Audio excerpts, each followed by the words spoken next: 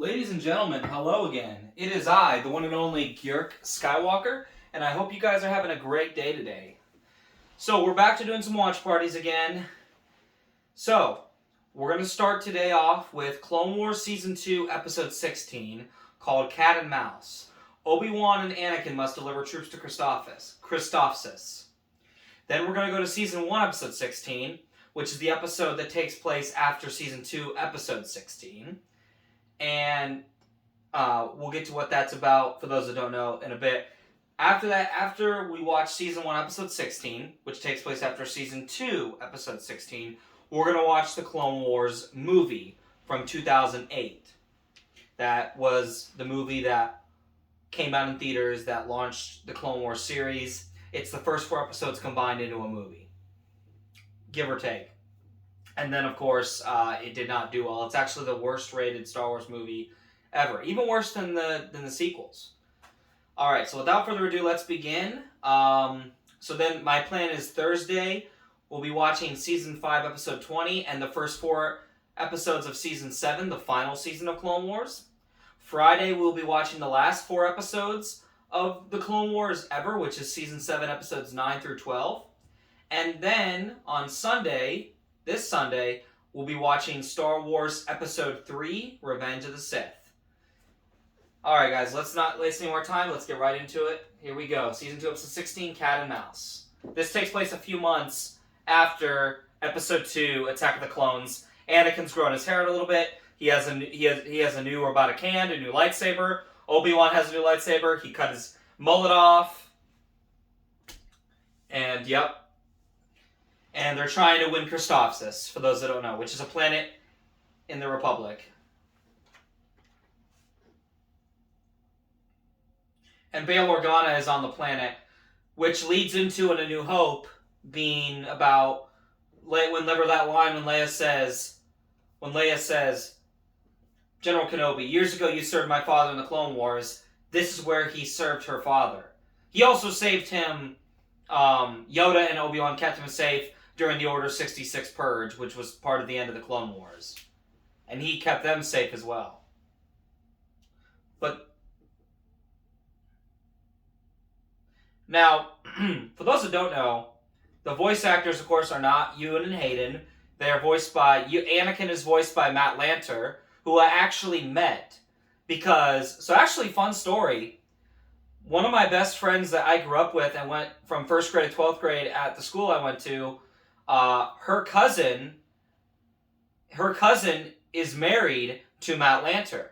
So whenever I went to her graduation party, he was there, and I got to meet him, and I knew he was the voice of Anakin Skywalker, and I said, dude, it's a huge honor to meet you. You were my Anakin growing up. I loved Hayden as well, but dude, you were my main Anakin because I grew up watching the Clone Wars on Cartoon Network when I was a kid. And I just want to say thank you for my childhood. And I got a picture with him. And yeah, I got to talk about Clone Wars and how we got into it and what it was like being in 2006 and knowing that he was going to be Anakin. And I got to talk about some of the other castmates, like Obi-Wan Kenobi himself, James Arnold Taylor. It was just such a cool experience. It's probably the coolest experience I've had when it comes to meeting a celebrity. It was the coolest experience I've ever experienced so far. Now, they did have GalaxyCon in Columbus, and a couple of my buddies and I, Condor and Firelord MM Quispy, my friends I play games with, Condor, for those that don't know, he did an X-Wing building video with me. He helped me finish building it. And he's also going to be involved with the podcast I'll be starting here in the next year or so. We're still trying to get that off the ground right now and, just dealing with busy schedules. But Condor brought it to my attention that, hey, Matt Lanter, James Arnold Taylor, and Ashley Eckstein, they were going to be at GalaxyCon. They were at GalaxyCon this past weekend. We were going to go, but then we all had spent too much money. Firelord MM Quispy didn't have enough money, just for personal reasons I'm not going to get into here. And I do not have enough money right now, so we had to decline going. But hopefully next time, one of the Comic-Cons, or maybe I'm hoping even next Star Wars Celebration, we can go. because I wanna meet them, and I also want to meet Hayden and Ewan. That would also be awesome. I don't know when Ewan and Hayden will show up to Star Wars Celebration again. I know Hayden shows up more than Ewan, and that's because Hayden was with Ian McDermott, who plays Palpatine in the Skywalker saga. Um, I know that they were at Star Wars Celebration 2017, and then they were obviously at Star Wars Celebration 2022 which was also around the time of the release of the Obi-Wan Kenobi show. So yeah, I just wanted to tell that story. It was truly an honor to meet someone from my childhood that, even though I do love Hayden as Anakin, and in canon he is Anakin, in canon Matt Lanter also is Anakin, just in a different phase of his life, in the Clone Wars part of his life, before Revenge of the Sith. Same way how James Arnold Taylor is Obi-Wan in the Clone Wars phase of Obi-Wan's life.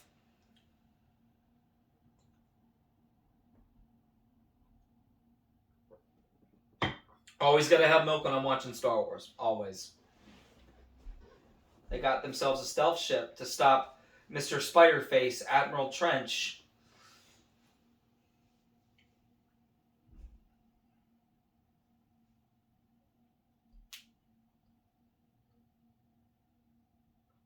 Wow, first real field test. That's probably not smart, Obi-Wan. What were you thinking?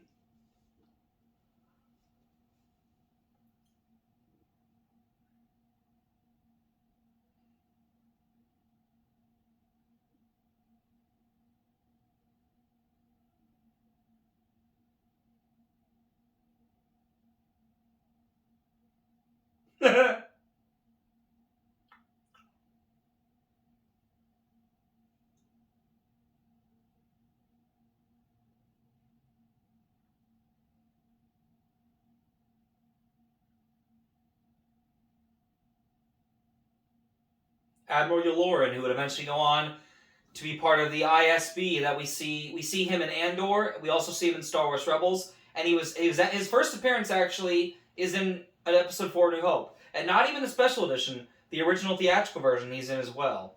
He didn't have an established character name yet at the time, at least not, I don't think. Maybe George already had him established. I don't really know, but yeah.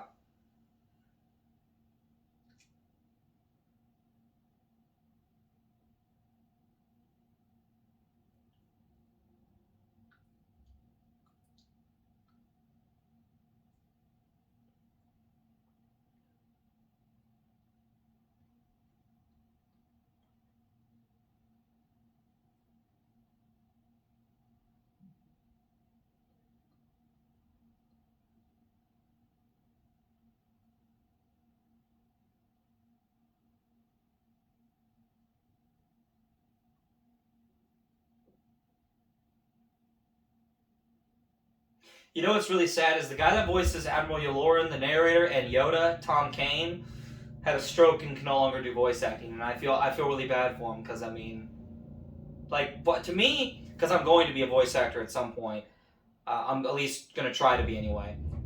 To me, like, that's a dream job. Like that, you literally get to entertain people with your voice. You get to be the voice of, even sometimes even iconic characters.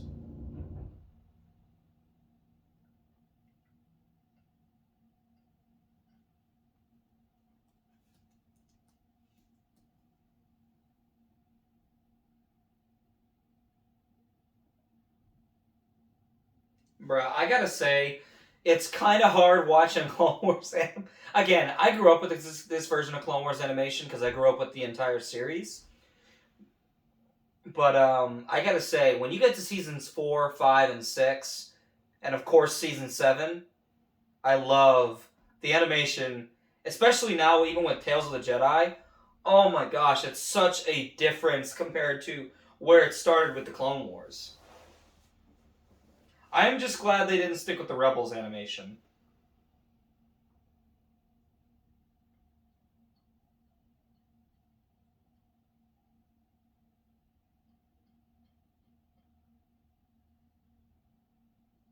And one thing I absolutely love about the Clone Wars is the Clone Troopers and how voice actor D. Bradley Baker was able to give every single clone, mostly every single clone, their own personality. Like all the main leading clones, he was able to give every single one of the main clones their own personality, but yet still have them be the same voice and have the same goal in mind, which was winning the battles and winning the Clone Wars against the droids and the Separatists.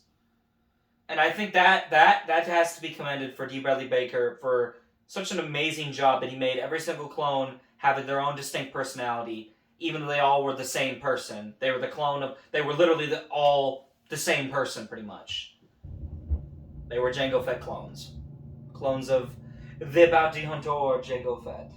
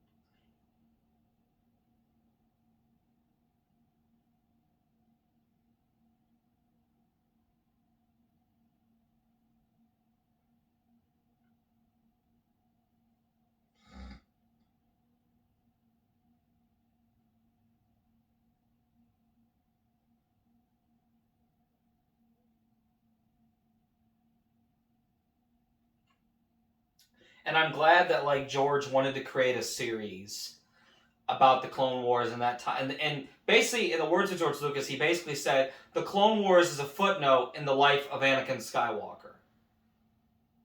Now, granted, it was 3 long, bloody years leading into Revenge of the Sith and the downfall of Anakin, the downfall of the Republic, the birth of the Galactic Empire, and the end of the original Jedi Order of the Galactic Republic prequel era.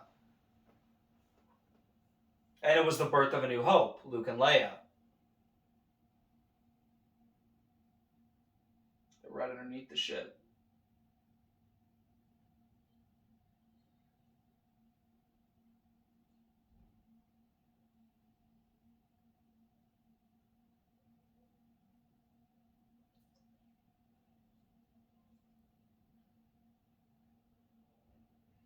What kind of headquarters is that?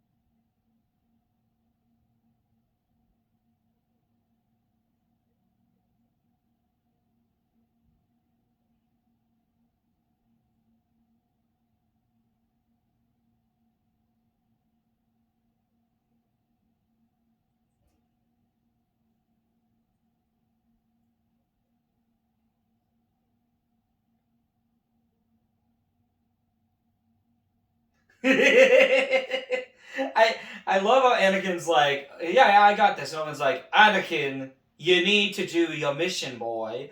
And Anakin's just all like, yeah, I'm gonna get it done. And then most of the time, Anakin always ends up coming in clutch and, you know, in the most suicidal way, wins the battle that Obi-Wan and everyone else thought was impossible, but he wins it. That's why when he dies, or, you know, aka to the Republic, the way that he dies, or at least according to what it appears to...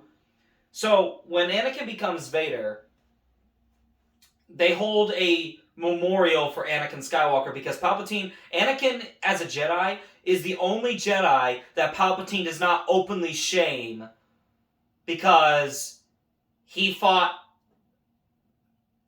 against the Jedi. Because what they did is they made this whole... Palpatine makes this whole lie up that Anakin fought against the quote-unquote rogue Jedi that were trying to overthrow the Republic, even though Palpatine was going to overthrow it anyway, and he's the real villain, and that Anakin was killed by the rogue Jedi before their plan took effect. The only people that knew that Anakin was still alive before he becomes fully Darth Vader was Obi-Wan, Yoda, Senator Organa, and Padme. And 3PO and R2. Those are the only characters that know Anakin is alive. Maybe Ahsoka as well, technically speaking.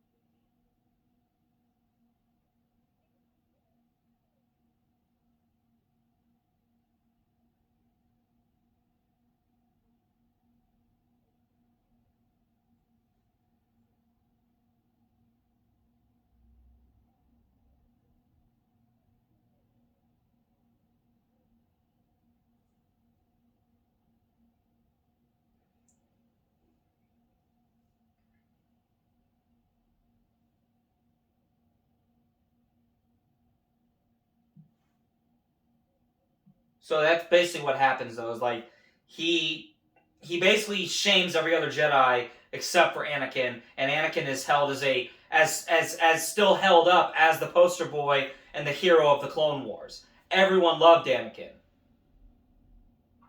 And even after he became Darth Vader, aka everyone else, according to everyone else, he died fighting against the evil Jedi.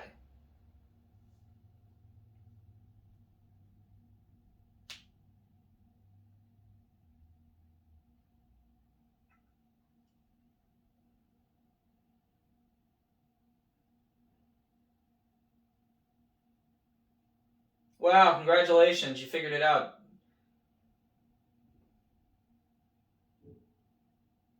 Can't imagine what they would try to make Trench look like in live action, bro. The ugliest thing ever.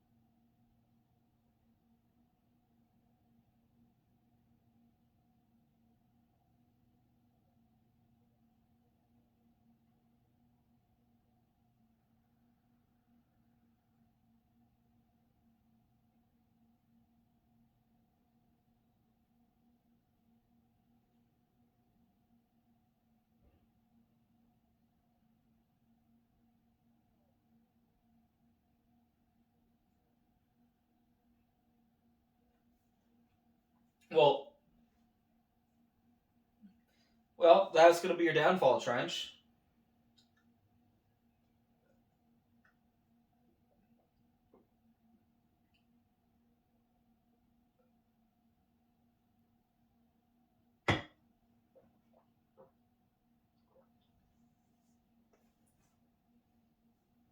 I honestly enjoy the next episode a lot more than this one. This one's okay. I always watch this before I watch the Clone Wars movie though, just because it takes place before it. I don't know. I'm a marathon junkie. Let's just put it that way. That's why I'm doing all these watch parties before Bad Batch Season 2 comes out in January.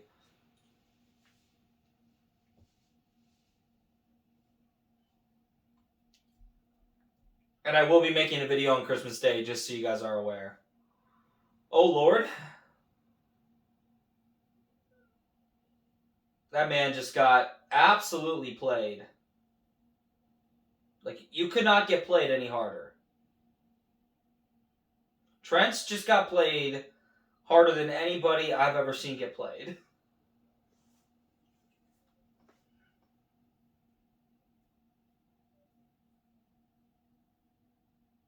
Obi-Wan is Obi-Wan's like, shake my head, but I'm proud of him at the same time.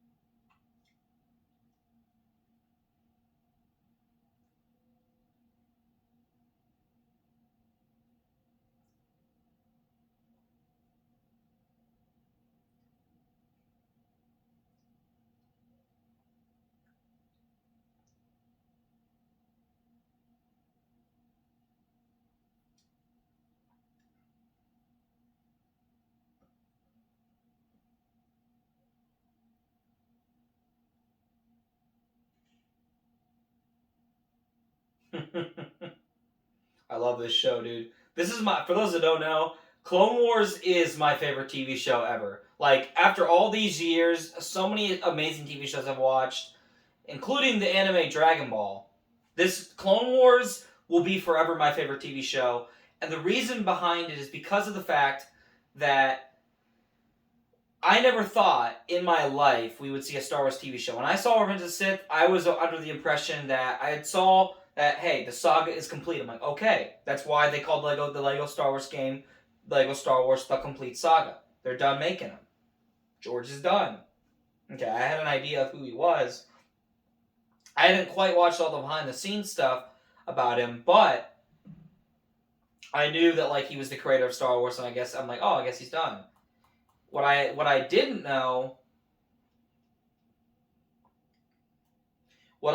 know about him is that he was going to be creating the Clone Wars. When I heard, I went and saw the Clone Wars movie.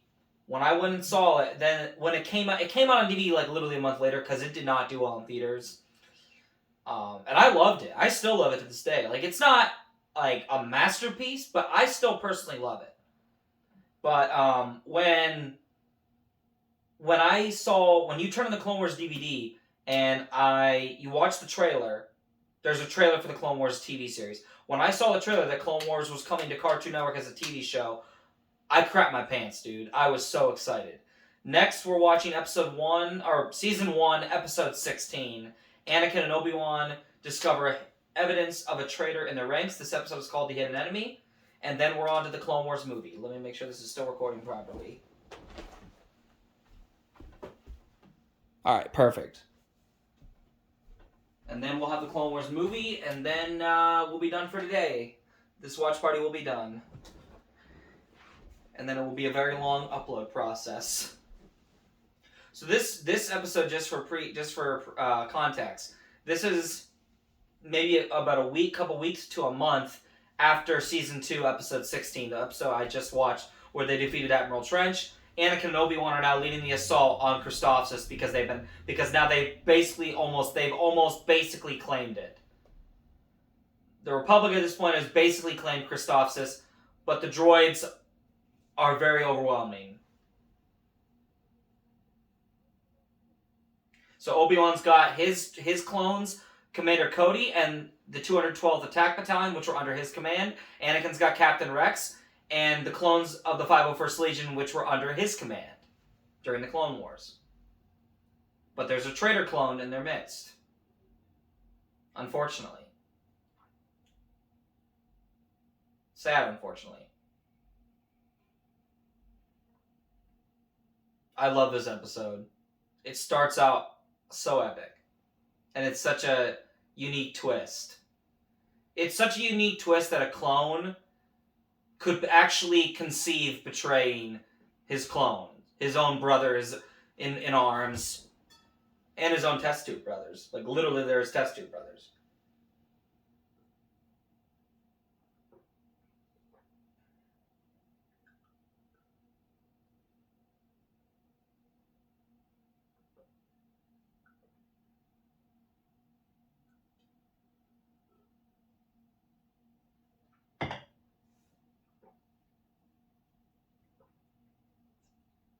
Oh, Lord. That's a lot of droids! Guys, get your blasters!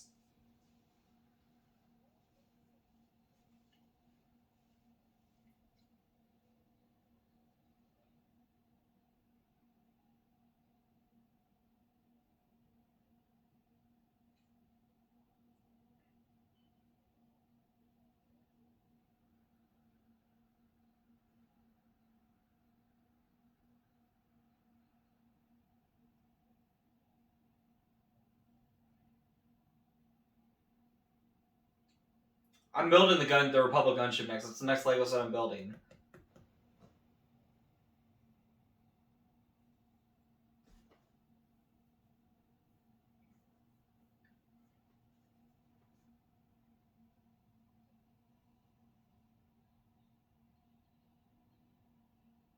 No, the poor clone!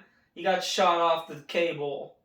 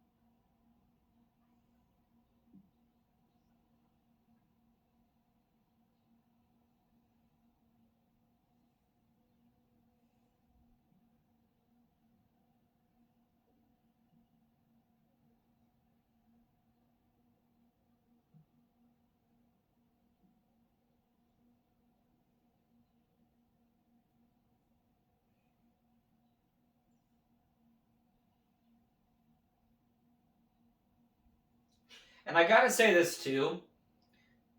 It's kind of weird to think that my generation is one of the last generations that grew up with TV before streaming was the mainstream. Because now today, you watch everything on streaming. Hardly anybody watches TV, and I'd say you don't. There aren't some, like, TV still exists, Nickelodeon still exists, Cartoon Network still exists, Disney Channel. All of those things still exist, but they're not the mainstream anymore.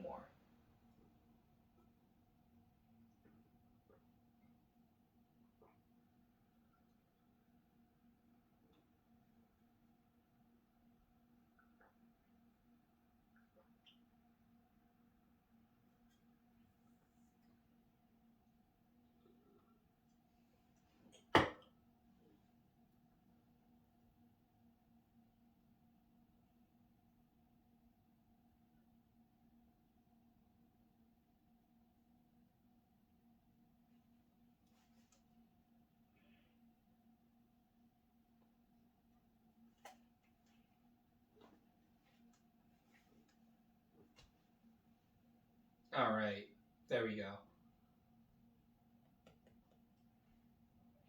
Cody and Rex team up. I'm also excited because we're gonna see Rex again or not Rex. Well, we'll see Rex. No, we will see Rex again, but we're gonna see Cody again, and get his perspective during Bad Batch Season 2 of what being in the Empire is like for him. And I'm excited to see that, because we never got to... I want to see Cody's story come to an end. So I'm curious to see how it comes to an end. Because we don't really know what happens to him in Legends, other than he just, trains stormtroopers, finds them inadequate, and hates his life until he dies at some point. From what? We don't know what. It's never fully addressed. Whereas with Rex eventually joined the rebellion all those years later, and eventually he lived to become Commander Rex again and fight with the rebellion, namely Han Solo and Leia, at the Battle of Endor in Return of the Jedi, and lived to see the end of the war and the end of the Empire.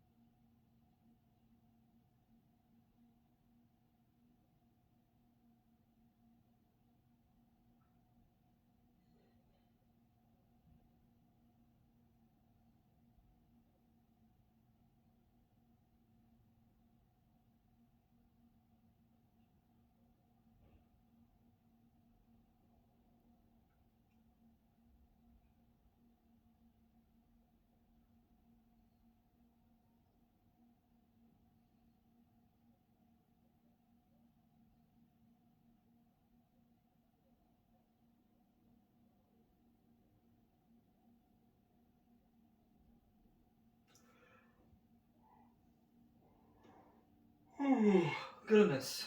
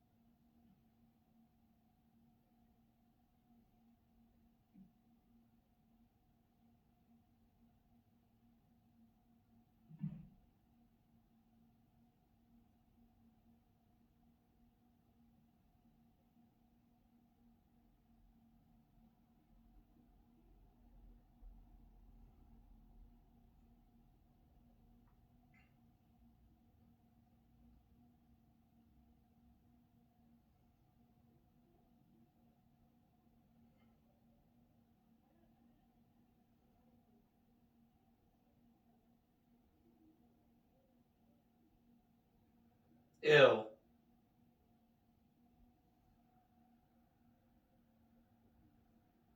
Ventress.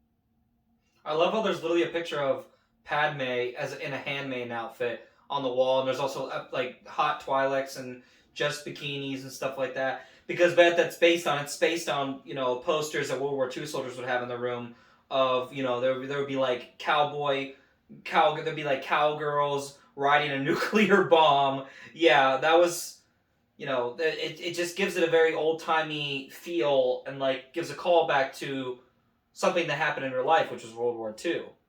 Kind of gives that the clone veterans are part of the greatest generation in a way.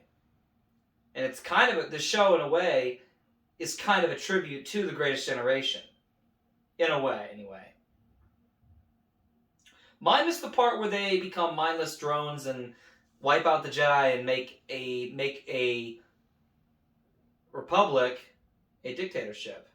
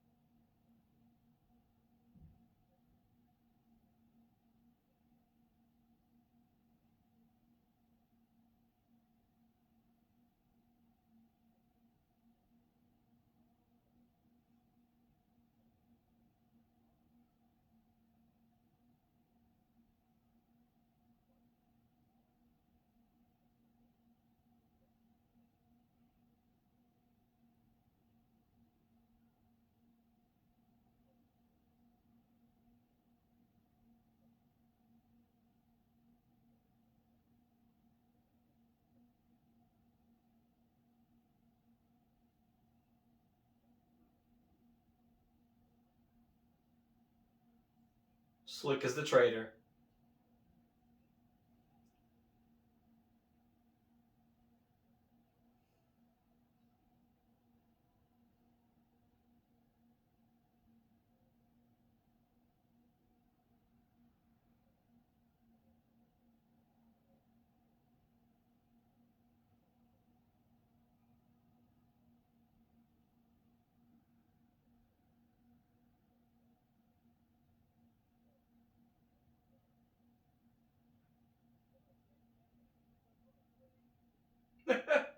The freaking Star Wars insult name calling. Oh,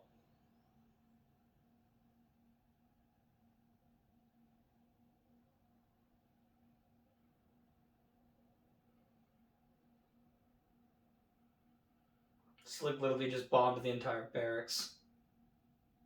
And the weapons depot.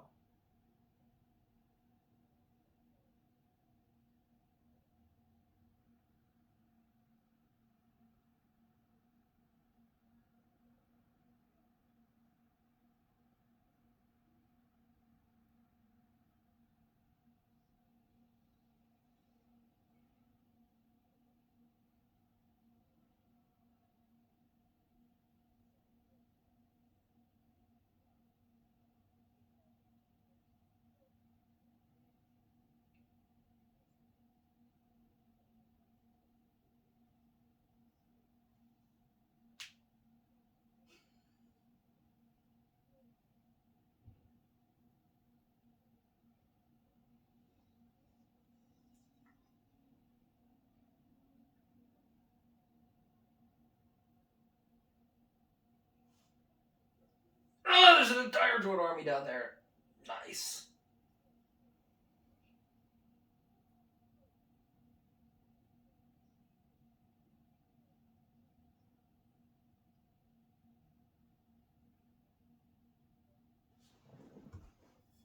Also, I found my Star Wars water bottle that has episodes 4, 5, and 6 on it. I thought I lost this for good. Found it under my bed a couple days ago. So, I haven't drank out of this in a year. I cleaned it up, of course, obviously. And feels good to have it back.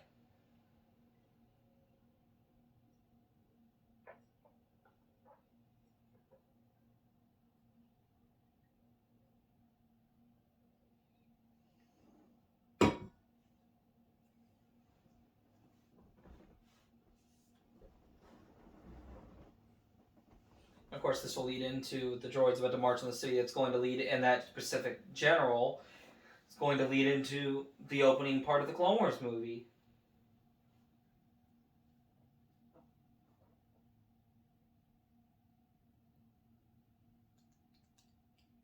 Dang, Asajj Ventress. She kind of ugly, but she also kind of thick. I'm just saying what everyone is thinking. Maybe you're not thinking it. I don't know. Maybe that was a little bit sus.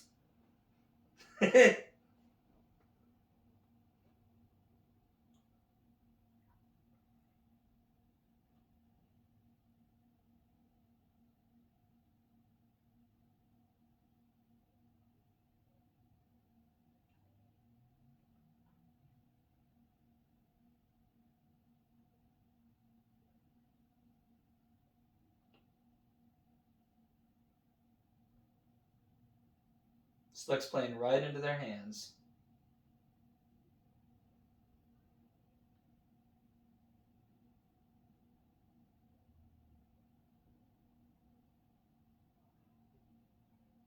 They're going to bamboozle him.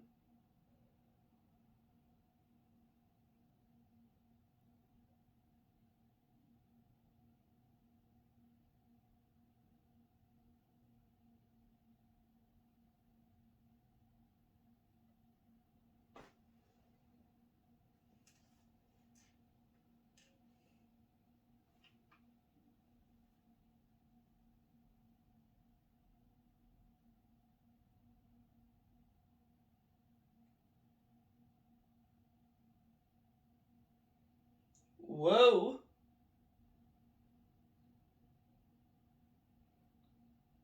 Duking it out.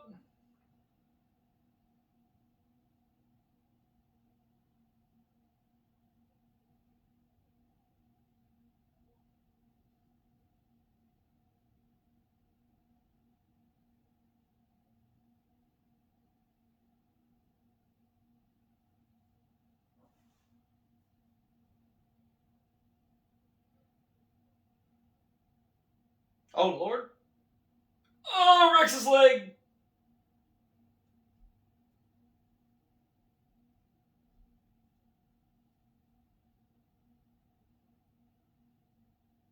Well, now you're going to jail, buddy. And you're disgraced.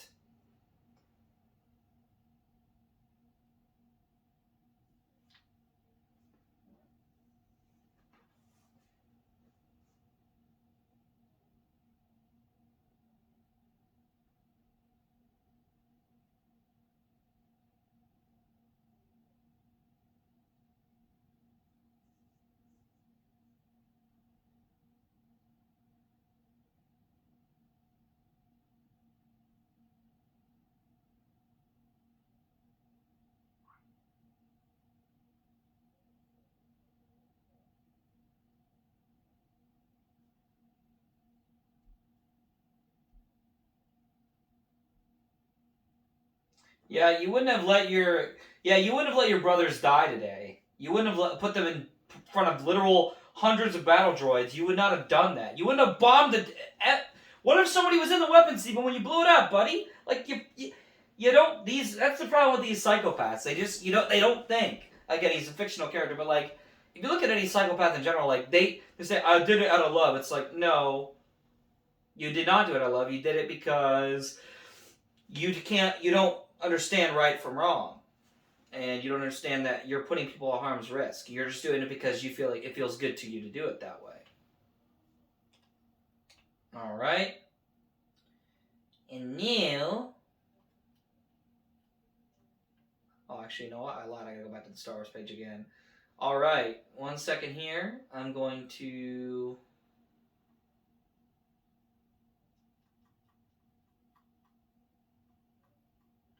Clone Wars movie. All right. Now, before I begin that, I'm gonna refill my milk and get that taken care of. So, I'm going to do a brief pause here, and then I shall return. Alright, I'm back. And now we are on to the story that takes place after both Season 2, Episode 16, and Season 1, Episode 16, Star Wars The Clone Wars movie. Anakin Skywalker and Ahsoka Tano rescued the son of Jabba the Hutt. We're going to look at more details. Whew. Man. So first and foremost, this movie came out in August of 2008. It is called Star Wars The Clone Wars. Not to be confused with the Cartoon Network Samurai Jack creators series called Star Wars Clone Wars from 2003. So, as the Clone Wars sweep through the galaxy, Anakin Skywalker and his new Padawan learner, Ahsoka Tano, plunge into a dangerous mission to rescue the kidnapped son of crime lord Jabba the Hutt.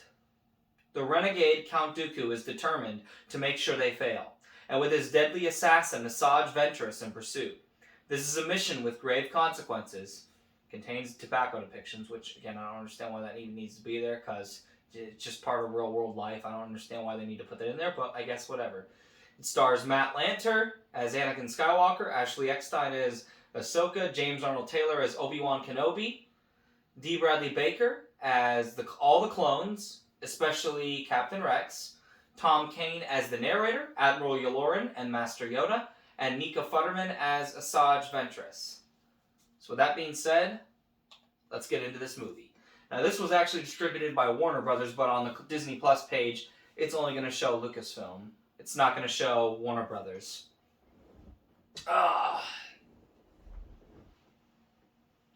So this is a couple days after Season 1, Episode 16, after Slick is arrested for betraying the Republic and his brothers-in-arms, / his test tube brothers, the clones, the younger clones that were born and trained after him.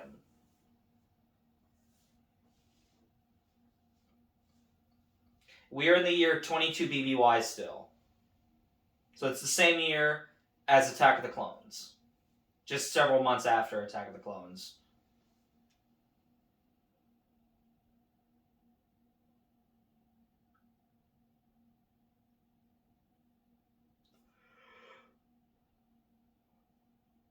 Oh my gosh.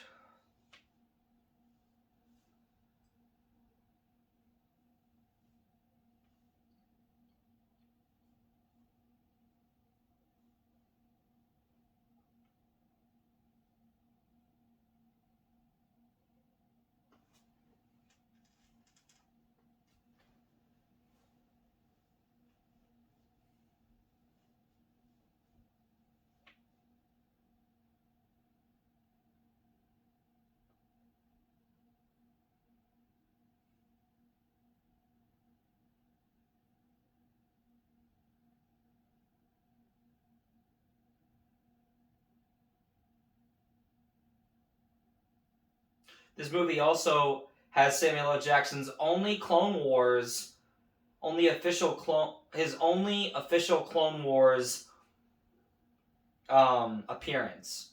The rest of the time, Mace Windu is voiced by Phil LaMarr, who also voices Kit Fisto, I believe, and Senator Organa. Or that actually might be a different actor. I know Phil LaMarr voices Kit Fisto and Senator Organa.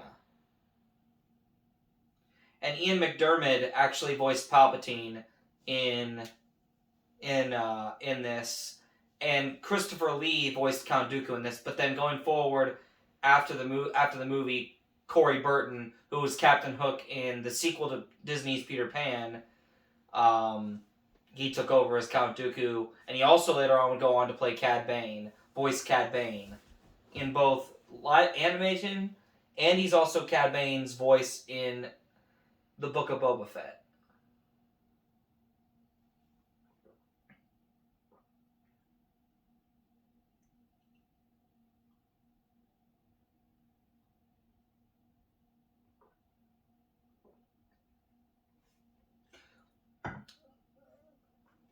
So Anakin and Obi-Wan at this point, along with both of their battalions of clones, are trying to still gain a foothold and trying to fully take Christophsis for the Republic.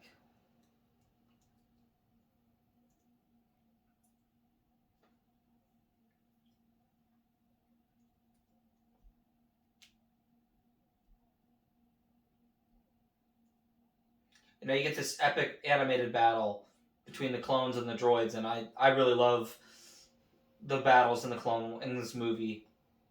I remember going to see this in theater with my parents and my childhood friend. His name is Thane. We were both. It was like we went and saw this the day before we started third grade. I'll never forget it, dude. I remember I picked him up. We picked him up at his house. We went to the movie theater. Dude, my mind was blown. I remember we both were we were so excited, dude, when we saw this movie in theaters.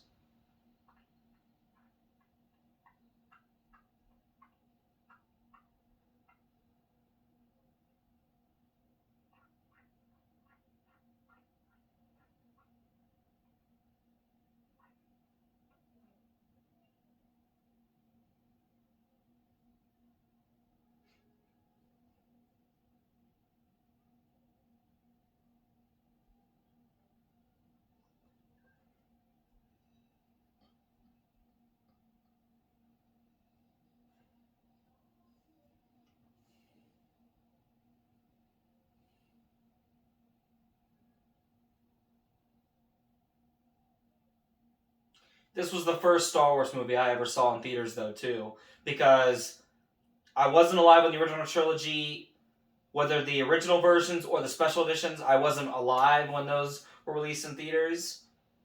I've never seen them re-released in theaters, except for Empire Strikes Back and Phantom Menace. Those are the only two I've seen in theaters, and of course those were both re-releases. One was like a charity thing. Phantom Menace was like a charity thing, and it was in 3D. And then Empire Strikes Back, it was for its 40th anniversary that it was released in theaters. I hope they do the same for Return of the Jedi, because I want to see that movie in theaters, too.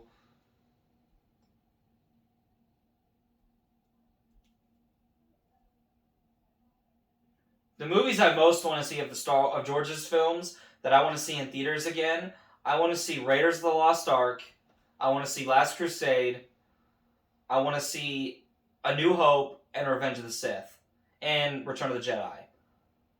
I don't have to see Attack of the Clones in theaters, that's not really a priority, but I would not be opposed to seeing that in theaters by any means.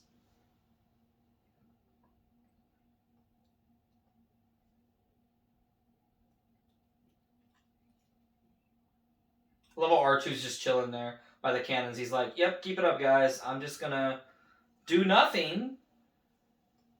Stand in the middle of a freaking war zone.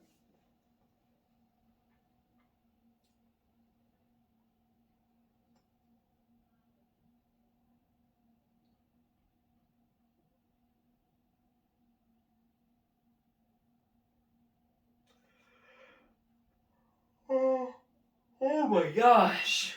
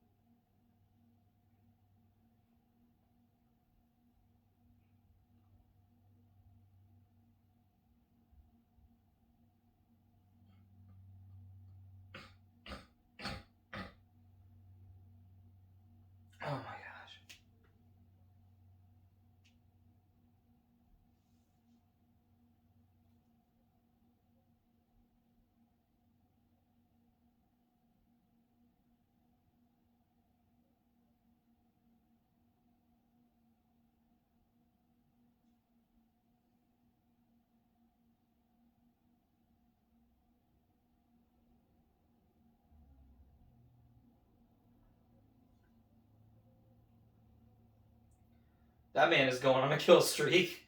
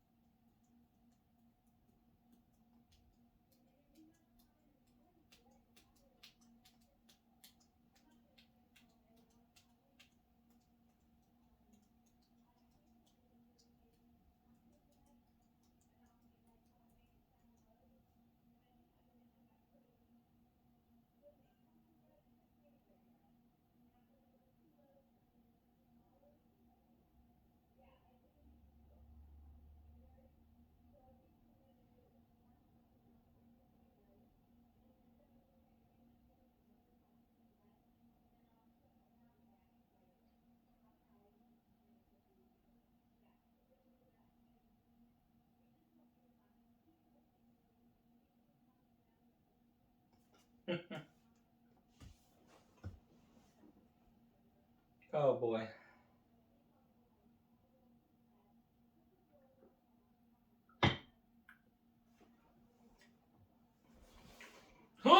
Get trolled, Anakin.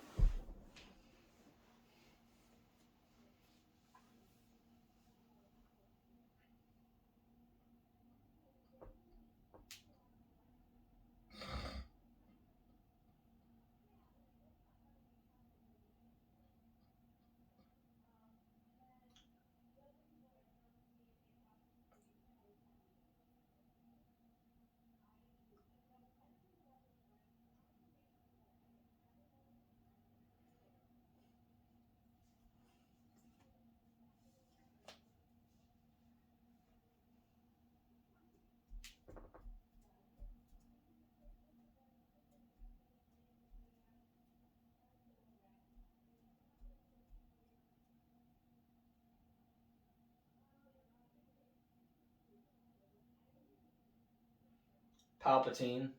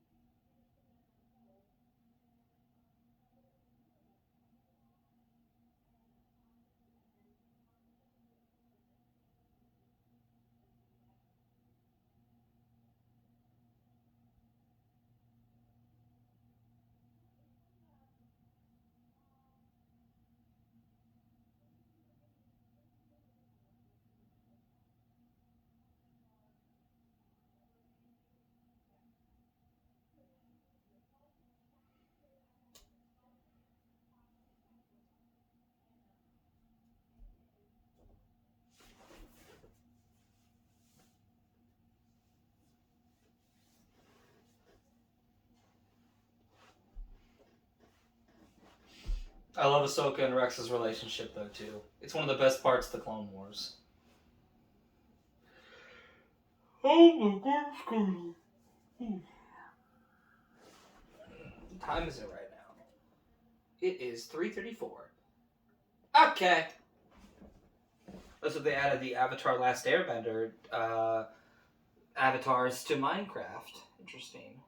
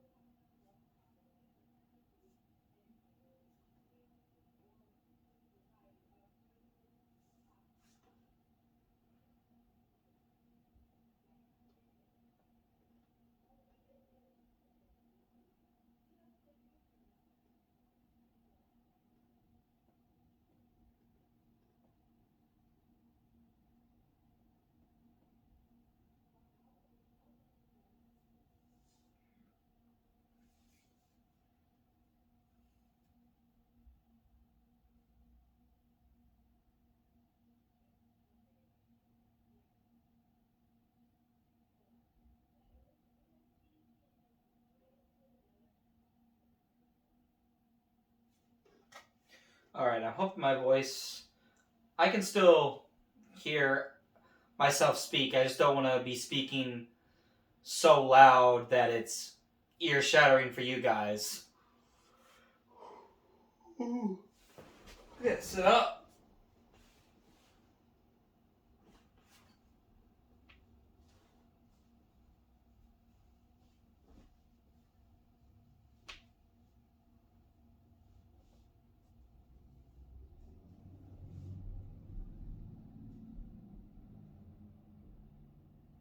Subduing the droid army.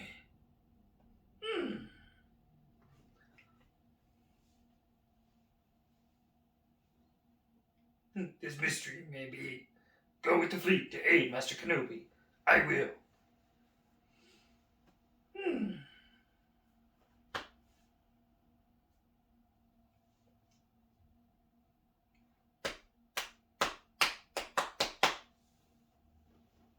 So when we get to these watch parties, guys, I will have a special announcement for y'all.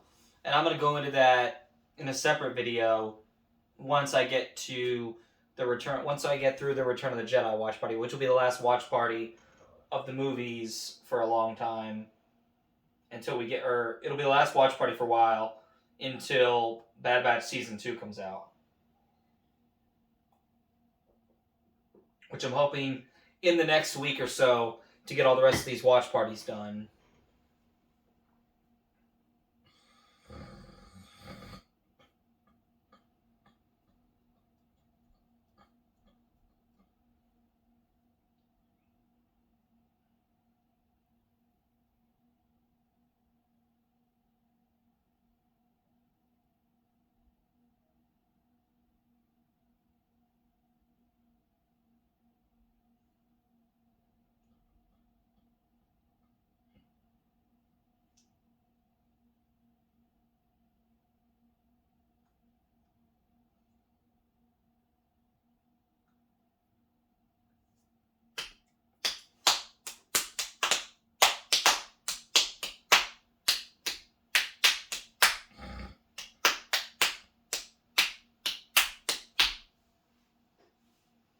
Okay, I'm not gonna lie, that was actually a really smart way for Anakin and Ahsoka to sneak in behind the enemy lines, behind the shield, and behind the droids.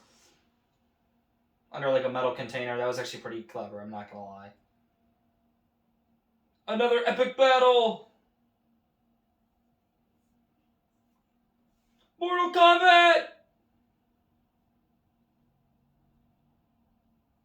And then we get to see Rex with his double officer blasters. I love those dual akimbo blasters, blaster pistols. I love them, dude.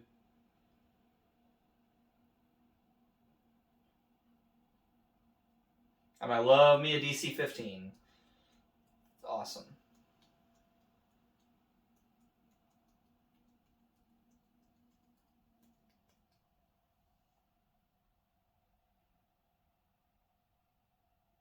It's actually a variant of a different blaster rifle that the clones also used during the Clone Wars, which you see more predominantly in Attack of the Clones and in Revenge of the Sith. Because you see, the ones that you see the clones mainly use in the Clone Wars, you do see them use the DC-15, but you also see them use the smaller SMG version of it, which is the DC-15A, which is what you see the clones use predominantly in the Clone Wars movie and in the Clone Wars series. But you do see the occasional clone in the Clone Wars series using the regular DC-15 rifle that you see heavily used in Revenge of the Sith. And in Attack of the Clones as well, at the final battle of Geonosis.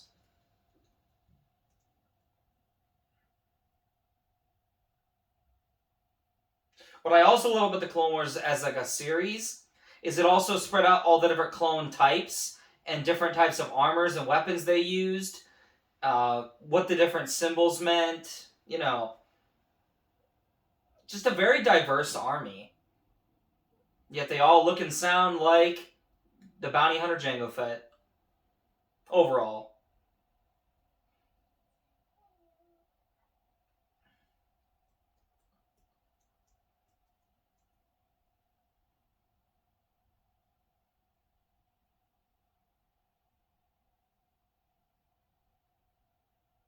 You're just walking to the shield. Why'd you go, there it is, come on. Why aren't you running? Like, why do they not animate them running? Like, what, do they run out of money to do that? I'm so confused. Probably a good idea, Obi-Wan, or you might get blasted to death. Because you've got 5,000 Super Battle Droids around you.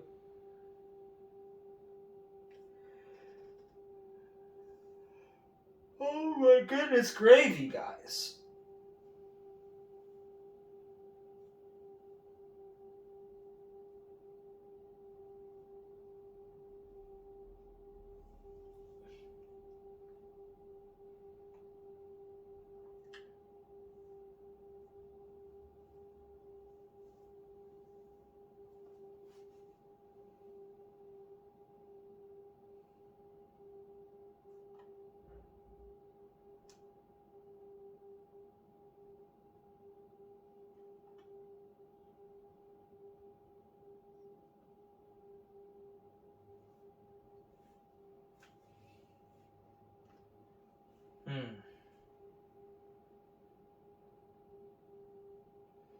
You! Bring us something liquid. I don't know, I've always found that line hilarious.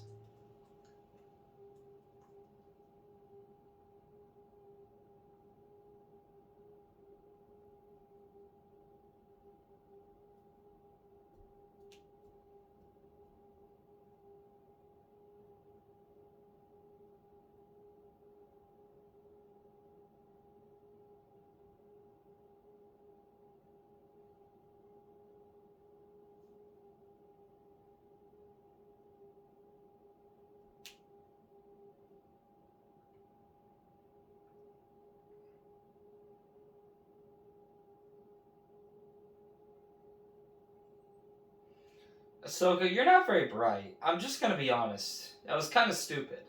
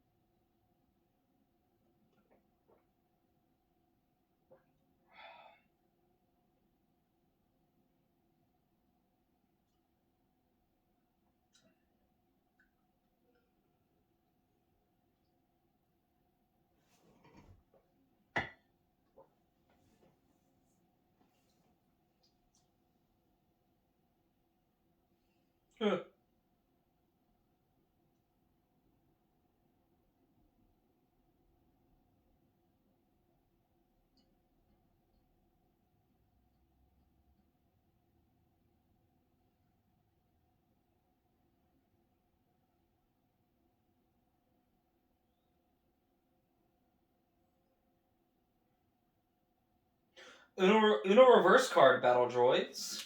Your shield is down.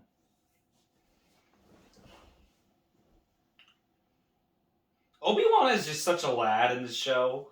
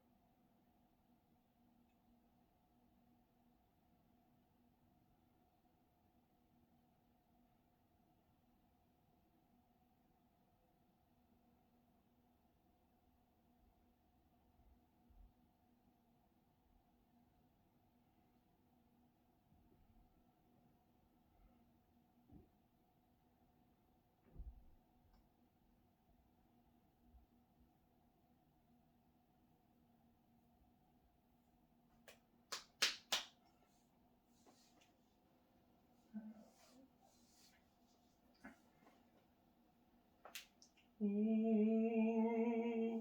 yes. Ah, Jabba's palace.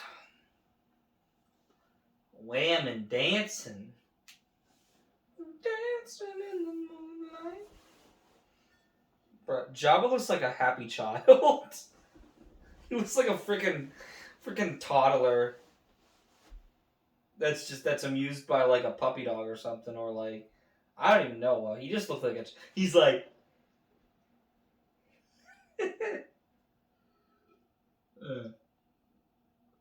That ain't gonna amuse him though. Severed heads, never good.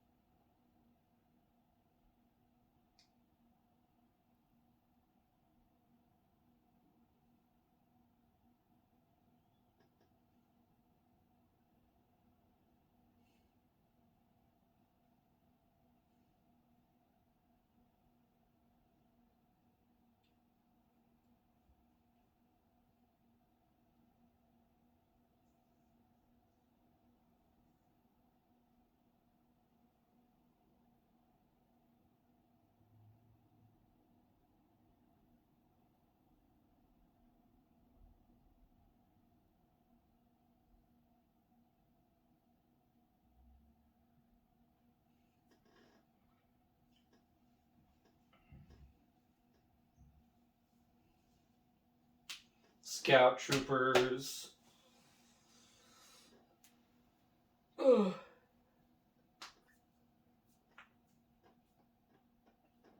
Ugh.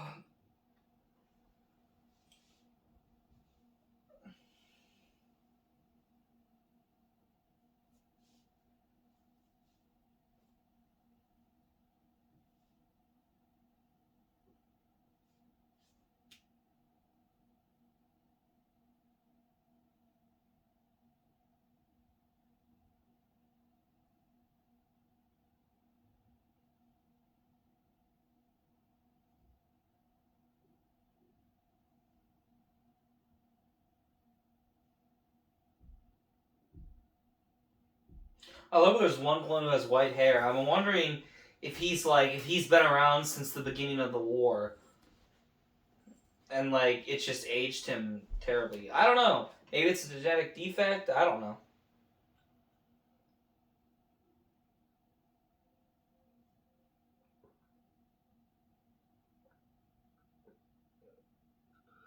I mean, I wouldn't really bet on it, Obi-Wan, because he has had his son kidnapped, and his bounty hunters couldn't get him back. So I would not bet on Jabba's son Jabba being in a good mood.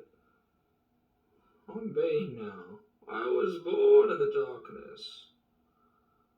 Is this your card? Dang it.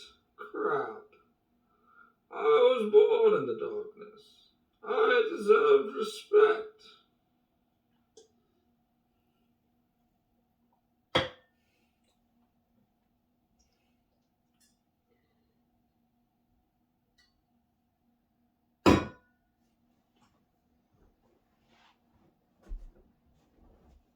R4 is getting a little bit scared there because these Jawas are like, ooh, droid.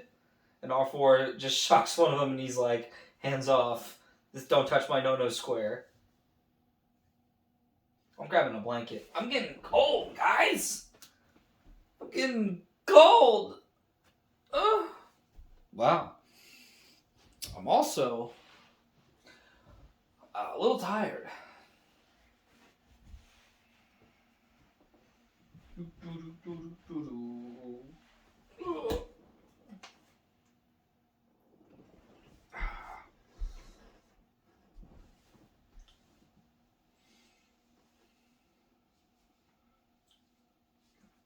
Before anybody roasts me, yes, I know the Steelers are doing terrible.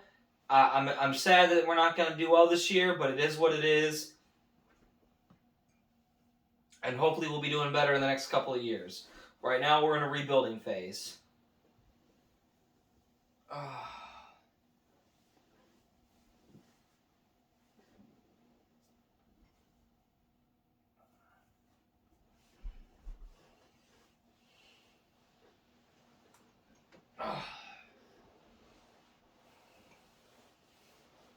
Oh, that's better.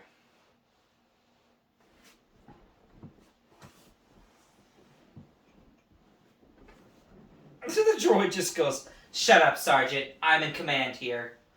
I love how there's a Twi'lek in clone armor on the Republic gunship. Gotta love it.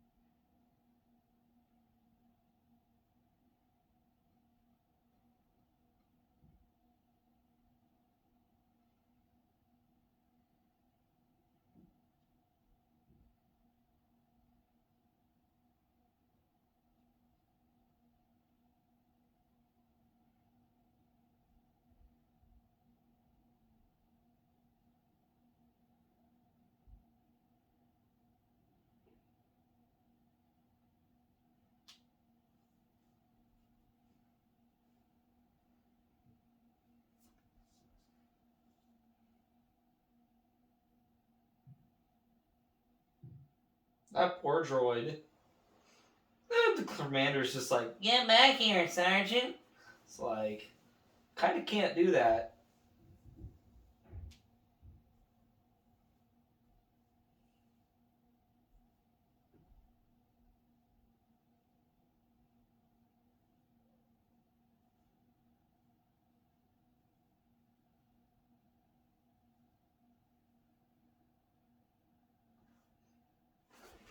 Oh my gosh.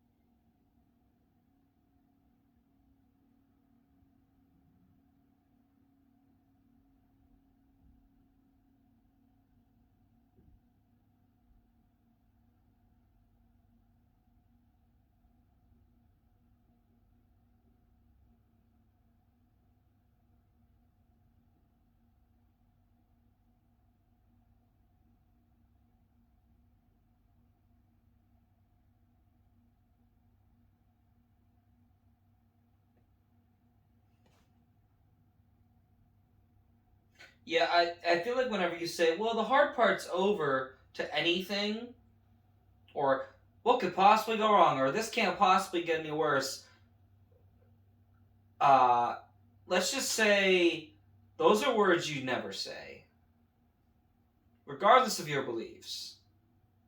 It's just the principle. You don't say it. You don't jinx yourself, because then you will screw yourself.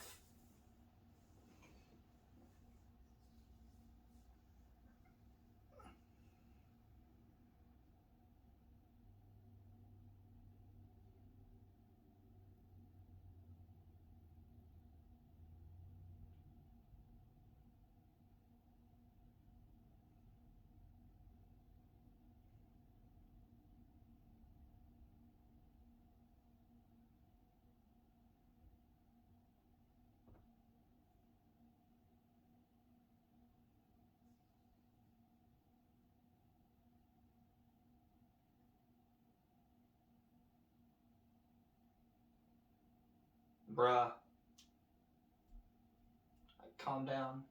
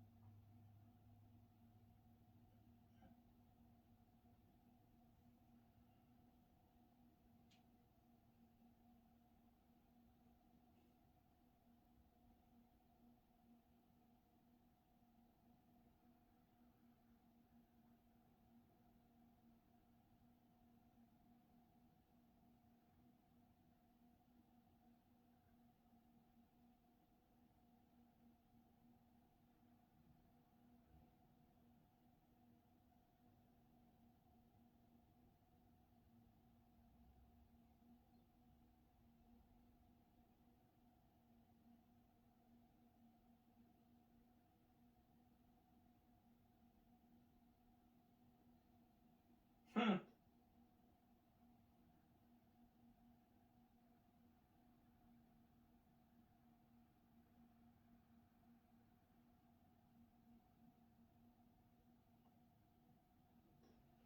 Baby Jabba.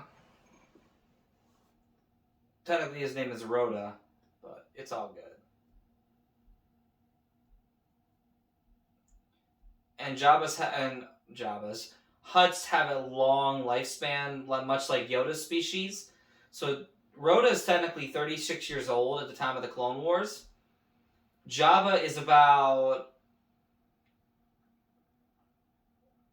I want to say I want to say Jabba's like 600 some years old. But they age super slowly, much like Yoda's species. Like how Grogu is 50, but technically he's got the body of like a baby infant slash toddling child. Oh my word. The only difference I noticed between Christopher Lee and Corey Byrne as Count Dooku is Christopher Lee comes all the way down here, and Corey Burton has a bit more of a British accent, but it's still a deep, masculine, gentleman voice. But Christopher Lee brings it all the way down here, and he shall have it. You know, that type of. That's the one thing I noticed with their voices.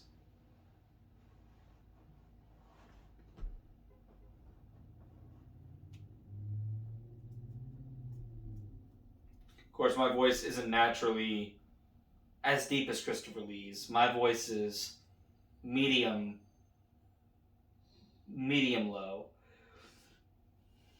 When I sing, I'm a bass, so I bring it down, of course, but you know, that's a completely separate topic for another time.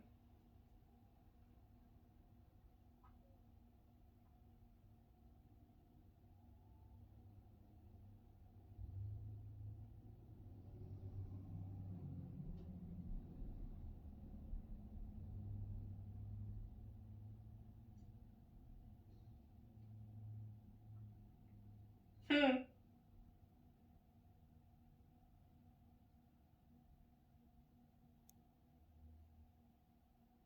He was fine a few minutes ago, and now all of a sudden, this man is getting sick.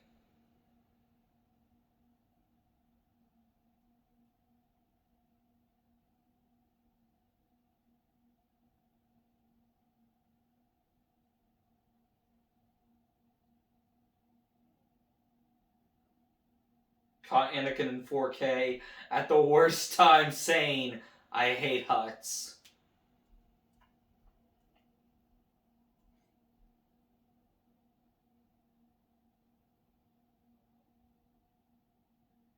I gotta say, Count Dooku in animation has a giant schnoz. Ooh, Jabba did not like that one. Jabba will remember that one.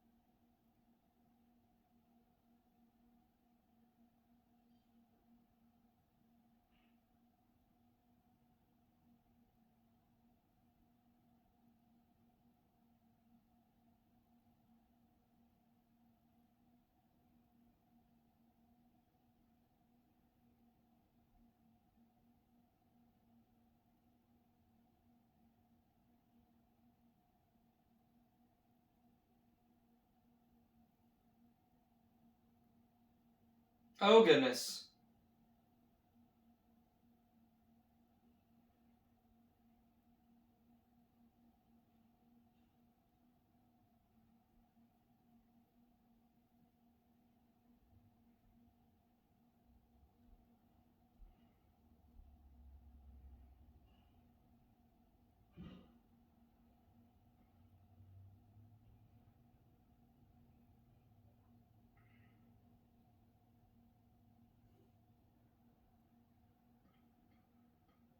Bro, there are so many droids right now.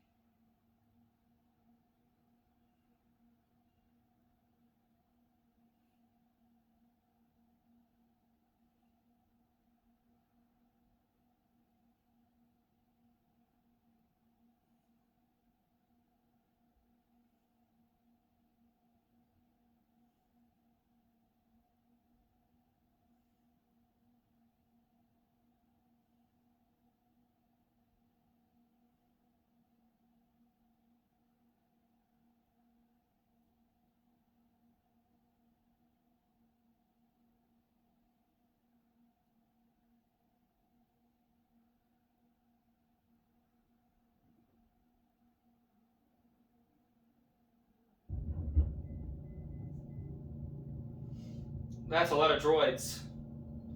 I don't think you guys have enough clones. Oh, man.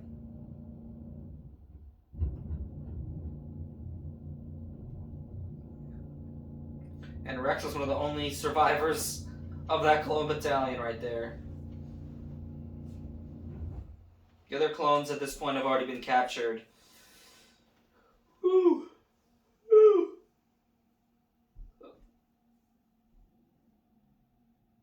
Oh, there he is.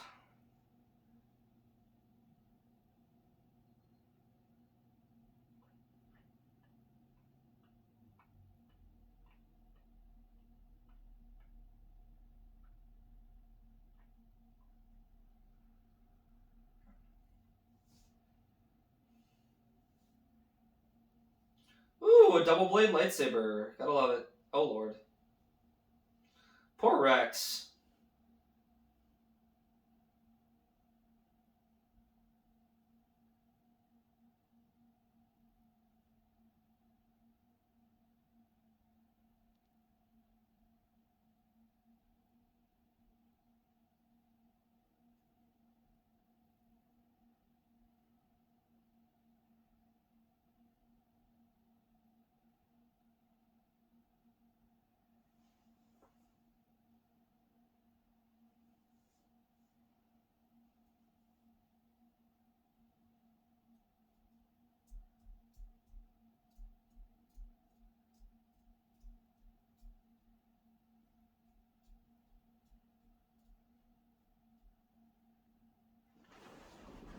Alright, I'm gonna check the camera again. Make sure it's still filming properly. Yep, it is. And how many more minutes do we have in this? Ooh, we got 49. This is gonna be a long upload. That's probably gonna be my longest upload yet, to be honest. But it is what it is, you know? It is what it is.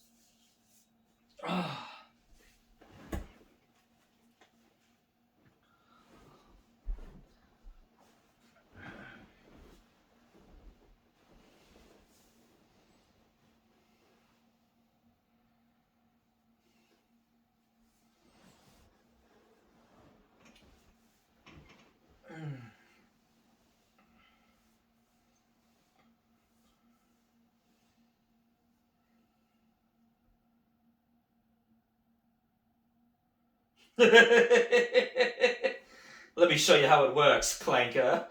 Punches the droid upside the head, grabs their blasters. Dude, you never stand in the middle of a gunfight. You never stand in the middle. That's how you die.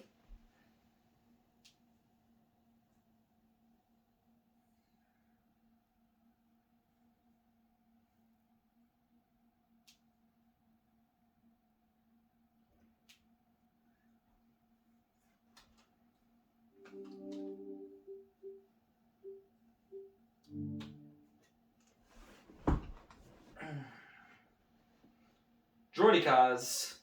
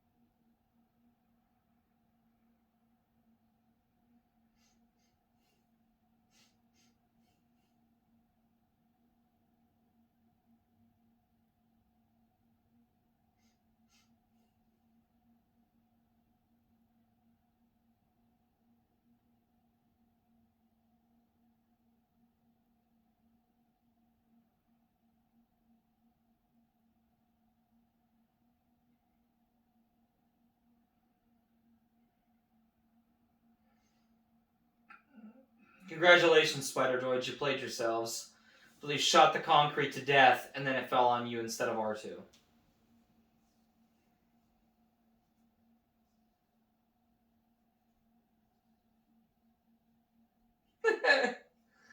Just throws the droid off the edge. Why? And I love how Obi-Wan saves Oddball right here, and it's this come in clutch moment from Obi-Wan that allows Oddball to survive into Revenge of the Sith, and I think that's a really nice poetic moment. I don't know if Oddball died in Revenge of the Sith, but I know he's obviously probably long gone by the time of A New Hope. Like most of the clones, sadly.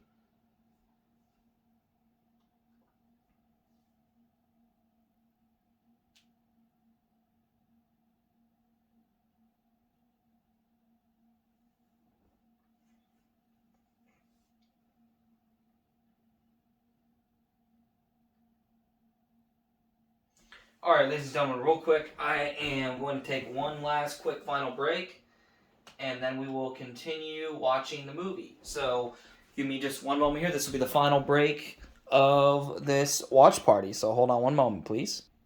Alright, that was the last break I'm taking for the rest of this watch party. Back to the movie.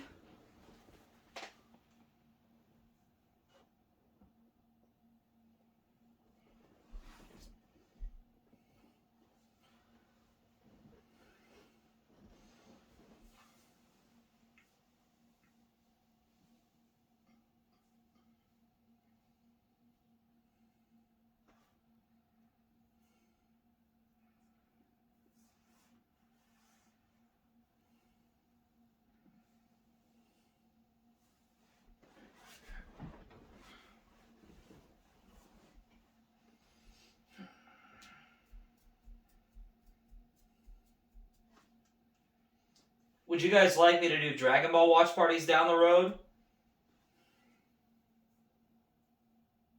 Let me know. Definitely let me know. We'll talk about that at some point down the road. For right now, I got my hands plenty full with Star Wars and Marvel watch parties. But I'm all down to do Dragon Ball watch parties down the road. That poor clone. Oh! Right in the middle of the chest. Now, I did see something, and I'm going to talk about it at a later point. You guys may not watch this, be watching at this point of the watch party. You might have already clocked out, and that's totally fine. I do this for your enjoyment and for my fun as well. I do enjoy doing this. Now, I'm not going to get super political here, but I am going to say this. If you're glad somebody died because they voted for the party that you disagree with, whether you're Republican, Democrat, conservative, liberal, I don't give a damn. I frankly can give no craps whatsoever. Okay, I don't care what party you vote for. If you wish, so Kirstie Alley, who is an actress famous for being on Cheers, the later seasons of Cheers, as like a love interest / bar owner of Cheers, and I loved her character. I loved her character on the show. I watched the whole show of Cheers with my mom. Really, really loved it. It was a really, really good show. Absolutely loved it. It's a great show. My biggest problem with Cheers, not my biggest problem with Cheers. My biggest problem is she passed away. Kirstie Alley yesterday passed away at the age of 71 from cancer. And there were people on Twitter and online saying, well, she voted for Trump, so I'm glad she's dead. Listen, love him or hate him, you should never wish death on somebody because they voted for Trump, or they voted for Biden, or they voted for Obama. You know, it shouldn't matter who somebody votes for. You can at least be considerate and say, oh, my condolences, I may not have agreed with her politically, but, she's a human being too, and cancer sucks. That's the problem with the human race right now, is we're so divided, and everything is just so over-politicized. And that's why, honest to God, that's why I'm made political now. I have my views on things, and I'm not going to get into that here. That's not something I want to get on here. This is for fun and entertainment. This is not to get political. But yeah, I'm just very disgusted with whoever said those comments about her. I'm like, listen, it doesn't matter whether she voted for Donald Trump or not. Whether you like him or not, whether you love him or hate him, it doesn't matter. If that's what she chose to vote for, okay, fine. Who cares? I don't care. You know, I have cousins who voted for Joe Biden. I may disagree with them on that, but at the same time, I'm like, I also have cousins who voted for Trump. I may disagree with them on that as well. I also disagree with them on that as well. I'm again at this point, I'm just so tired of politics. But you should never wish death or be glad somebody died because they voted for somebody you disagree with or for a party or ideology you disagree with. There might be a few exceptions, but they're very few in between in regards to exceptions. So I just want to get that out there. Be kind and loving to everybody, and be considerate and be willing to give condolences to people, regardless if you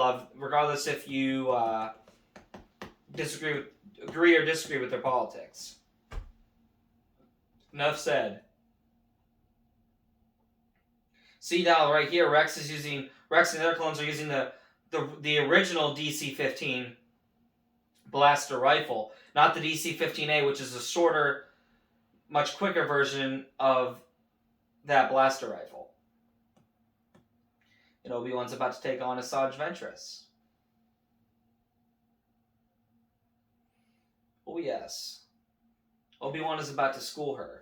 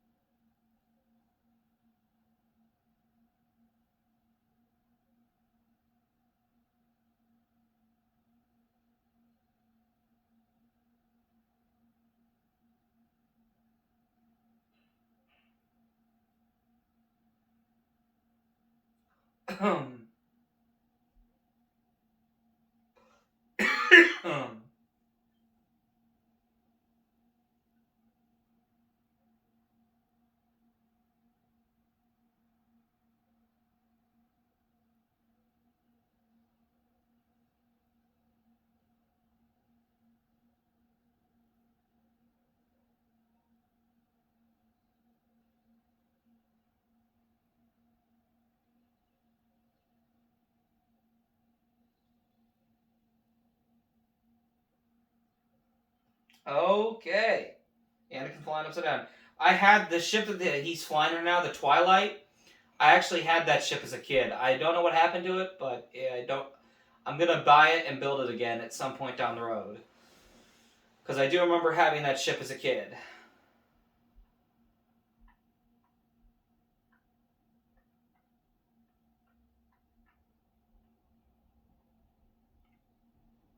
Oh, and they just bombed the inside of that Republic cruiser.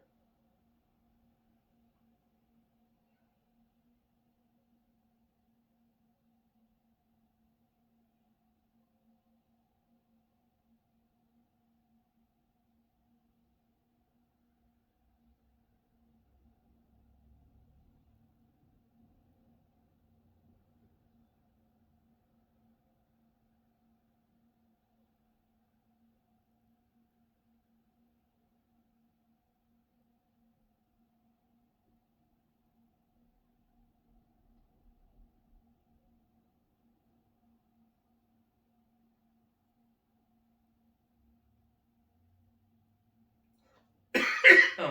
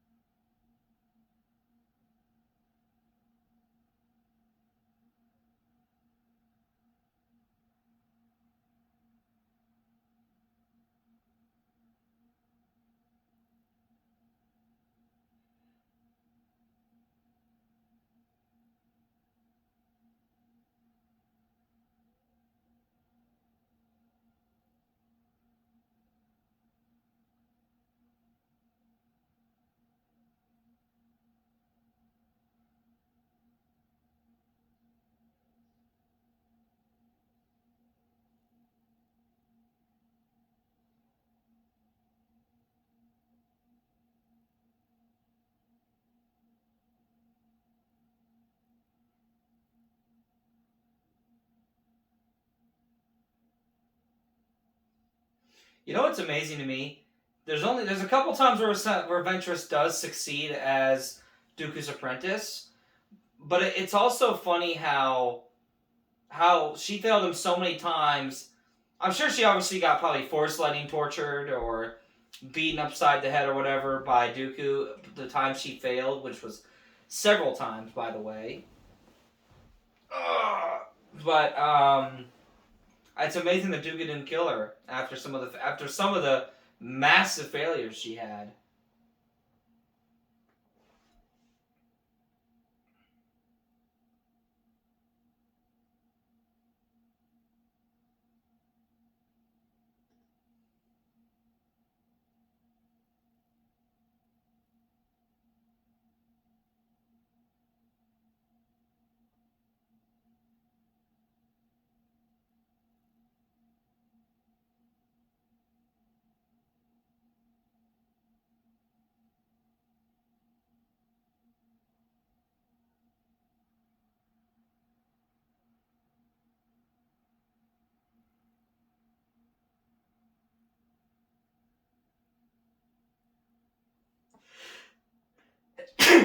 Whew.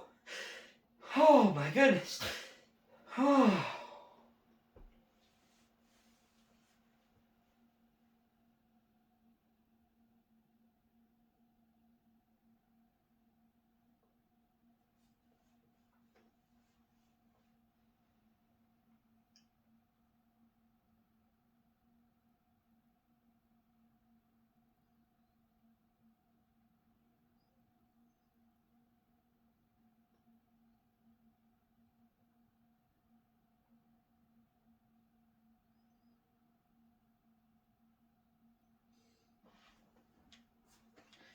Yeah, except for the fact that his memories of Tatooine are nothing but pain and suffering.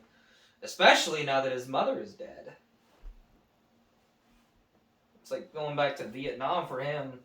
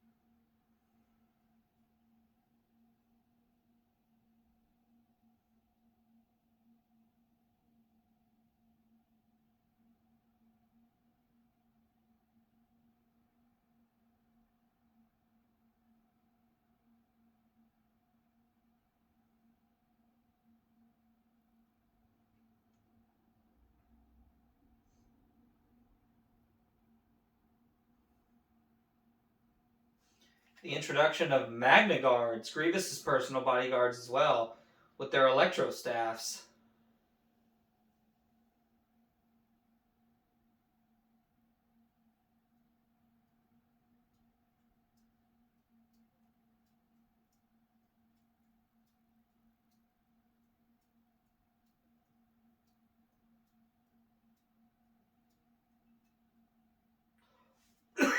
Excuse me.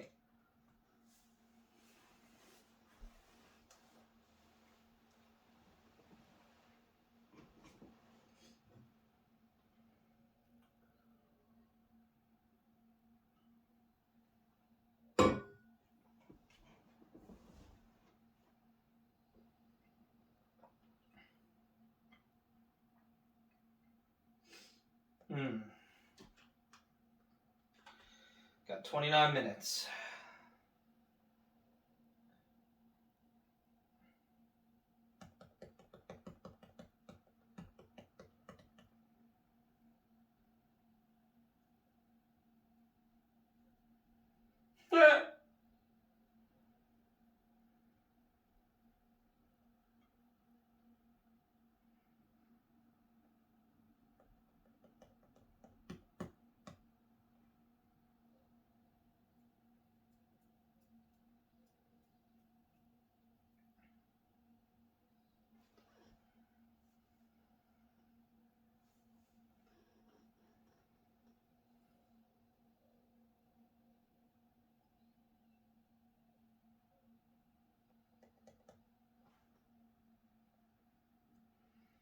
Anakin's like, screw the baby's nap. I don't care. I'm trying to save our lives over here.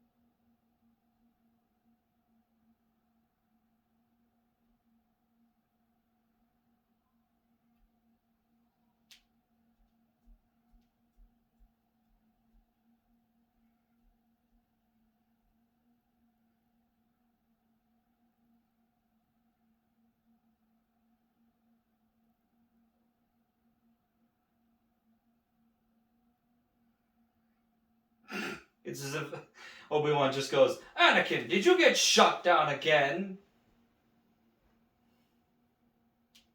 Oh, man. I'm gonna check the camera again while this ship crash lands on Tatooine. We see where we're at. Okay, we're 2 hours in. Alright. Man, this is probably the longest, this is definitely the longest watch party I've ever done. That's for sure.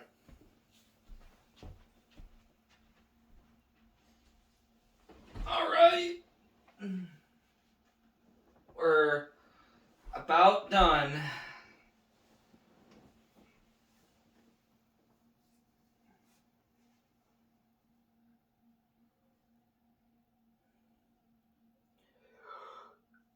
Ooh. Man.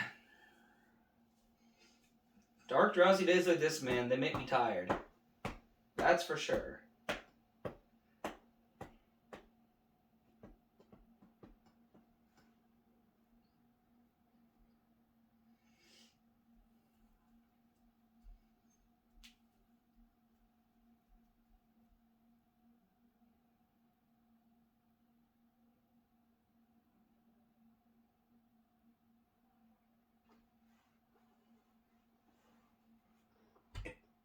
Oh! No. I hit the wrong wire.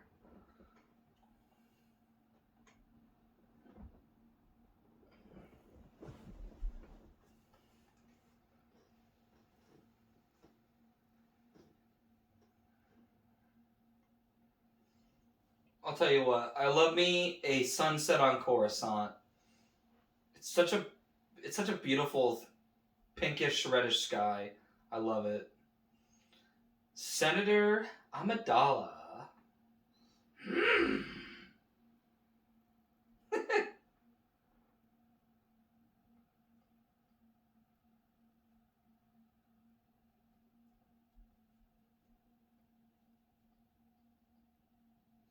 Good it is to see you, Senator.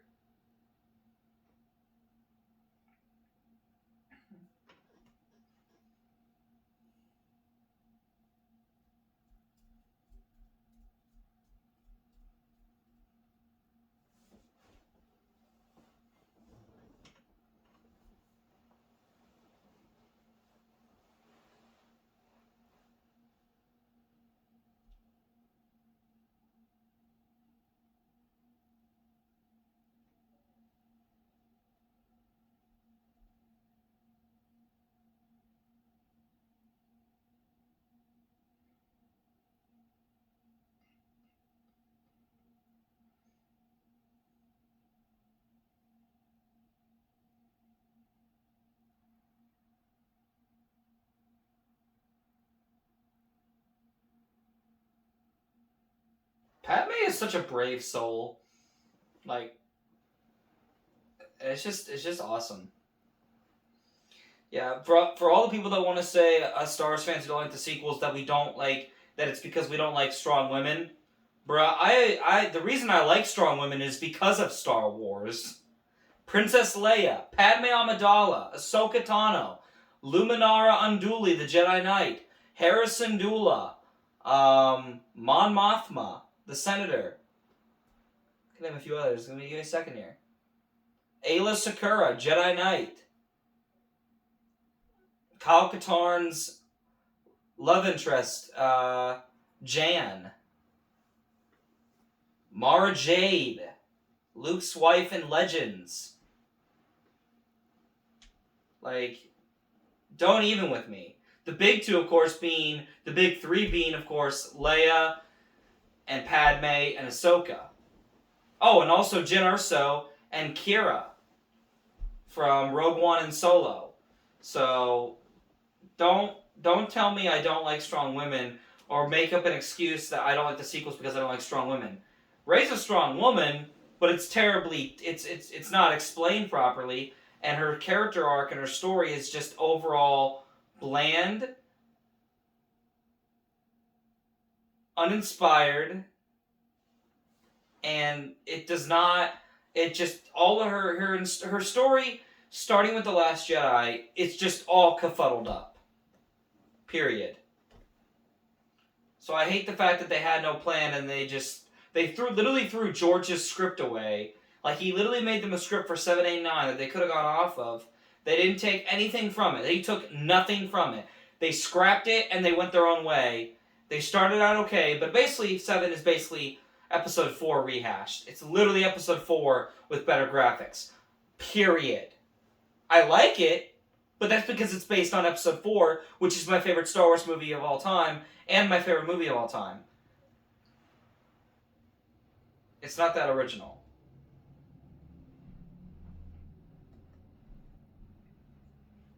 Zero the Hutt.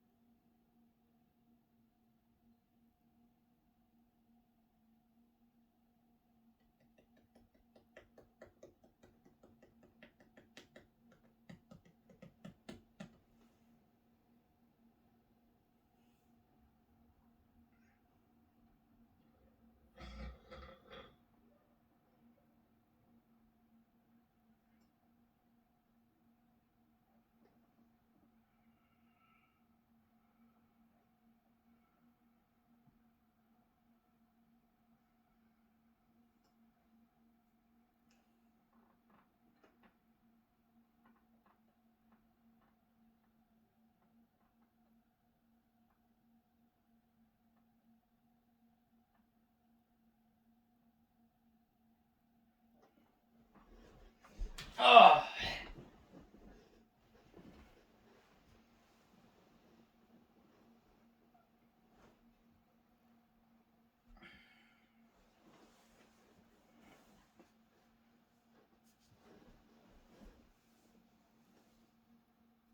Walking through the bones of a krayt dragon.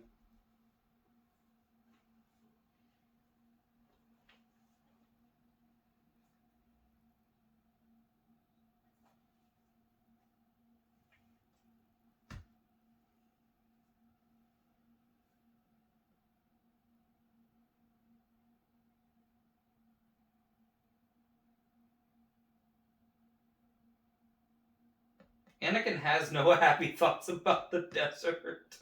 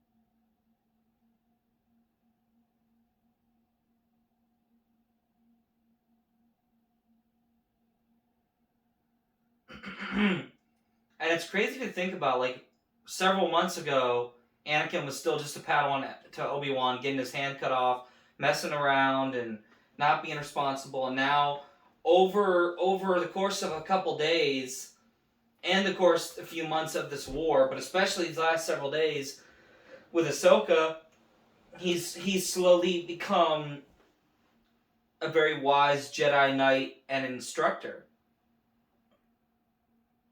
Good old 3PO.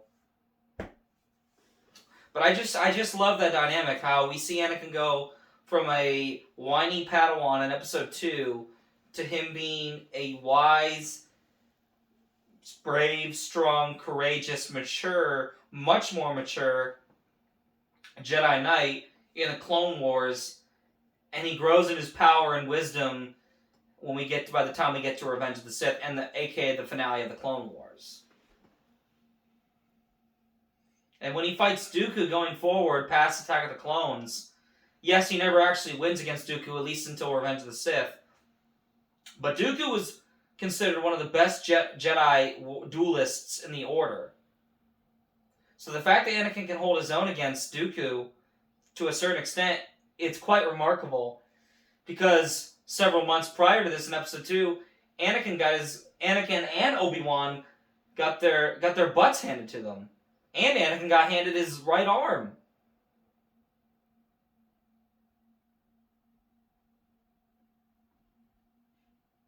Oop. Dooku's hitting a nerve. Dookie, you just hit a nerve. Congratulations. Enjoy.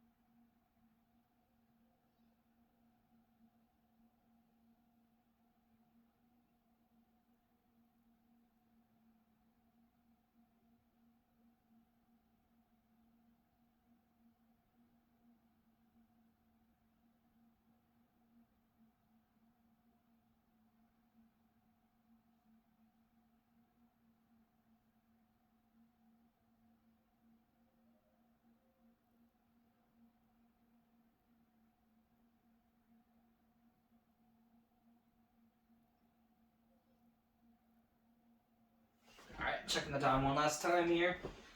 Making sure it's still filming. Yep, still going strong.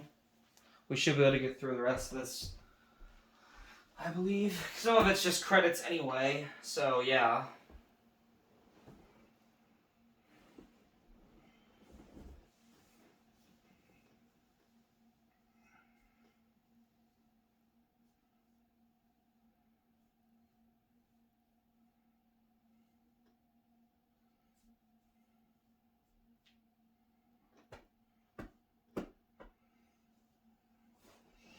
Love this part too because we get to see C-3PO, and of course he's voiced by 3PO, the man in the suit himself, Anthony Daniels, who's been 3PO since the very beginning. And now 3PO's got his iconic gold plated coverings.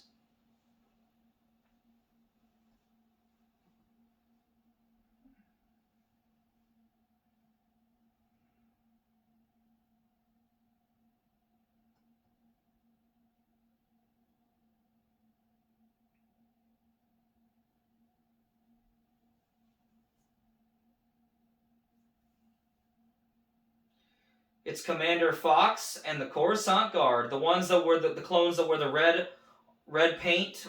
They are part of Palpatine's defense force, known as the Coruscant Guard.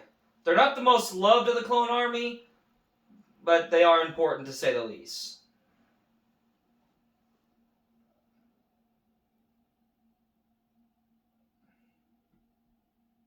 When the hostage extracts herself.